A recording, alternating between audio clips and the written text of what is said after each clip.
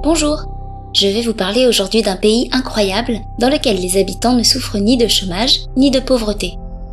Il y a encore à peine 40 ans, on le décrivait comme étant parmi les pays les plus en retard et misérables du monde. Aujourd'hui, il fait partie des pays où l'on se sent le plus en sécurité. Le vol n'existe quasiment pas, ce qui peut expliquer qu'on ne trouve pas de coffre-fort dans les chambres d'hôtel, alors que c'est en général un équipement très prisé dans la plupart des hôtels de grand standing. Avant de continuer, si vous êtes nouveau sur la chaîne, abonnez-vous et activez la cloche de notification pour ne rater aucune de nos prochaines vidéos. Ce pays a la chance de disposer de plusieurs zones naturelles et climatiques, ce qui lui a valu le surnom de conte de fées de l'Orient. Les citoyens y bénéficient de la gratuité de l'éducation ainsi que des soins médicaux. Ils profitent également du soleil toute l'année. En plus de tout ça, chaque habitant se voit offrir à sa majorité un terrain dans lequel il pourra faire bâtir un logement, et le sultan accorde une suspension de tout crédit lors de la fête nationale. D'autres particularités étonnantes caractérisent ce pays bien à part. Les particuliers ne paient pas d'impôts, l'adultère est puni par la prison, on ne connaît ni chômage ni pauvreté et on bénéficie d'un des meilleurs systèmes de santé qui existent dans le monde. Ce pays, c'est Oman. Le sultanat d'Oman, riche d'une histoire de plus de 2 millénaires, est situé au sud-est de la péninsule arabique, comme un point de liaison entre le désert et l'océan Indien. Ce n'était encore qu'un pays rétrograde où régnait la pauvreté quand le sultan Kabou est monté sur le trône. Aidé par les Anglais en 1970, il a remplacé son père à la tête du pays. À l'époque, le sultanat d'Oman, il semblait reculer à l'écart du reste du monde, sans accès à la radio ou aux infrastructures comme les hôpitaux et les routes. D'après ses habitants, Oman s'est éveillé suite à l'arrivée au pouvoir du sultan Kabou et l'est toujours depuis. Le régime du pays est une monarchie absolue, situation politique rare de nos jours. En effet, le sultan Kabou bin Saïd est à la tête du pays depuis 42 ans. Nombreux sont ses portraits qui décorent la ville et de nombreuses éloges peuvent être entendus provenant des Arabes, ce qui traduit tout l'amour que lui porte son peuple. Rivalisant avec des puissances économiques comme les Émirats arabes unis ou le Qatar, le pays prospère grâce aux actions du sultan ces 40 dernières années.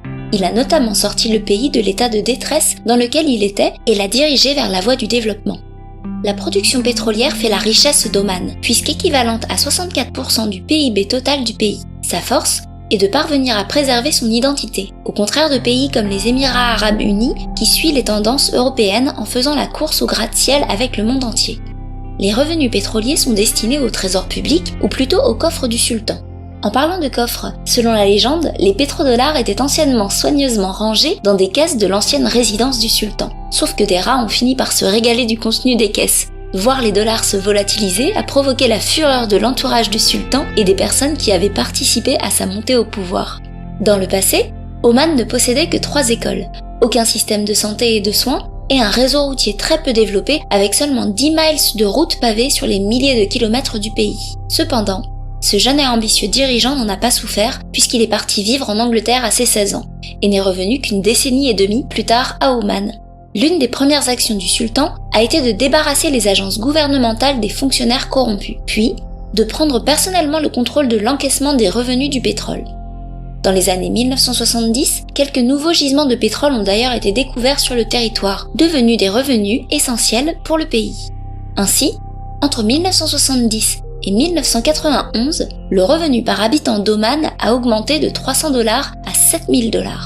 À l'heure actuelle, ce revenu pourrait égaler les $60 000 par habitant. Mascate, longeant le golfe d'Oman sur 50 km, en est sa capitale. On parle de Rio de Janeiro comme étant la ville des pantalons blancs et Abu Dhabi comme celle des limousines blanches, on peut dire alors que Mascate est la ville des maisons blanches. Les maisons blanches de 2 à 3 étages composant le paysage architectural de la capitale sont un bonheur pour les yeux. Cette apparence s'est construite petit à petit au cours des 20 à 30 dernières années et est jugée comme une ville agréable pour les jeunes. D'ailleurs, 60% des habitants ont moins de 30 ans d'après le maire. Des données impressionnantes. Le soleil est présent toute l'année à Mascate. La température à l'ombre n'est pas inférieure à 40 voire 50 degrés en juillet. Les seules solutions pour échapper à cette chaleur étouffante sont les stores et les climatiseurs. Des pays du Golfe Persique, Oman est considéré comme le plus laïque. Les femmes peuvent notamment prétendre à n'importe quel emploi, que ce soit conductrice de taxi ou policière, ce qui n'est pas le cas dans les monarchies voisines plus conservatrices. C'est d'ailleurs le premier pays où les femmes peuvent aussi occuper des postes de pouvoir, avec 4 ministères omanais qui sont actuellement dirigés par des femmes. Les ministères de l'enseignement supérieur, de l'enseignement secondaire, de l'artisanat et du tourisme. La place de la femme dans la famille est très importante. En outre, la parole de la mère est respectée et considérée comme loi non négociable. Toutefois, la liberté des femmes n'est pas uniquement limitée à l'épanouissement professionnel. Elles peuvent également demander librement le divorce, possibilité impensable dans d'autres monarchies proches. Les raisons valables sont variées, infidélité du mari, violence, alcoolisme ou même dissemblance des caractères. Néanmoins, le tribunal tentera tout de même de sauver la famille. Dans le cas où le mari serait jugé coupable, il est dans l'obligation d'aider sa femme financièrement jusqu'à son remariage. Pour une culture musulmane, les femmes se marient assez tardivement. En effet, il est dans l'habitude qu'elles suivent des études supérieures à l'âge de 23 à 24 ans. À 18 ans, chaque citoyen, aussi bien homme que femme, reçoit un terrain de 400 mètres carrés pour construire sa première maison. Ce terrain se trouve dans l'état où la personne a été enregistrée. Le citoyen doit payer une taxe unique et construire sur ses économies personnelles, ce qui fait que cela peut prendre quelques années. Toutefois, il peut contracter un prêt à taux fixe qui ne dépassera pas 6% par an, limite imposée par la loi. De plus, si le revenu familial est en dessous de 1 000 $, un appartement leur sera attribué gratuitement, d'une taille raisonnable. Ceci fait référence au logement social pour les nécessiteux, qui sont couramment les veuves, les personnes handicapées ou les bédouins. Évidemment, ces biens ne se situent pas dans les quartiers les plus prisés, mais plutôt loin de la vie ou même dans les montagnes ou les déserts. Généralement, les maisons de la classe moyenne, comme à Salalah, possèdent 6 ou 7 chambres et plusieurs salles de bain. Cependant, Oman génère également d'autres éléments de revenus, s'ajoutant à ceux de l'exportation de pétrole. D'un autre côté, une compétition à l'armement hôtelier a été initiée par les autorités des Émirats voisins. En effet, de nombreux hôtels 5 étoiles sont en construction et des milliards sont investis pour étendre la construction de complexes touristiques le long du Golfe.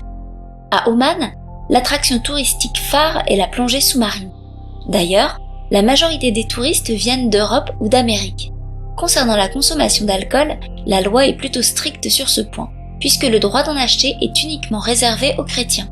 De plus, des conditions sont imposées par rapport à cet achat en lien avec le salaire et le poste occupé. Le droit d'achat d'alcool ne peut pas dépasser 10% du salaire. De plus, il n'est vendu que dans des magasins spécialisés, au nombre de 4 dans la totalité de la ville de Mascate. Il est possible d'en trouver également dans les hôtels et les restaurants. Cette rigueur permet de ne pas avoir d'ivrogne dans les rues, ni de violence ou de bruit ou déchets liés à la consommation d'alcool dans les rues. Que demander de plus pour obtenir une société normale et saine? Ainsi, le sultan Kabou, avec son programme Oman 2020, est parti du postulat majeur que d'ici 2020, l'économie du pays ne devrait plus être dépendante de l'exploitation de l'or noir. En effet, les réserves de pétrole d'Oman équivalent à 5,3 millions de barils, correspondant à des réserves de 15 ans pour le rythme actuel de production. Ce résultat est plutôt modeste, puisque celles de l'Arabie Saoudite correspondent à 70 ans de réserve, celles des Émirats Arabes Unis à 100 ans et celles du Koweït à 110 ans. De ce fait, le pays a dû se préparer à utiliser son plus grand actif, le gaz naturel. Des portraits du monarque sont suspendus dans tous les bureaux et tous les hôtels. Des chansons lui sont dédiées, des autocollants de son portrait sont sur les téléphones et des foulards à son effigie sont vendus dans les magasins. Les habitants ne témoignent pas uniquement leur amour et leur adoration pour leur sultan. Ils ont également beaucoup de gratitude à son égard.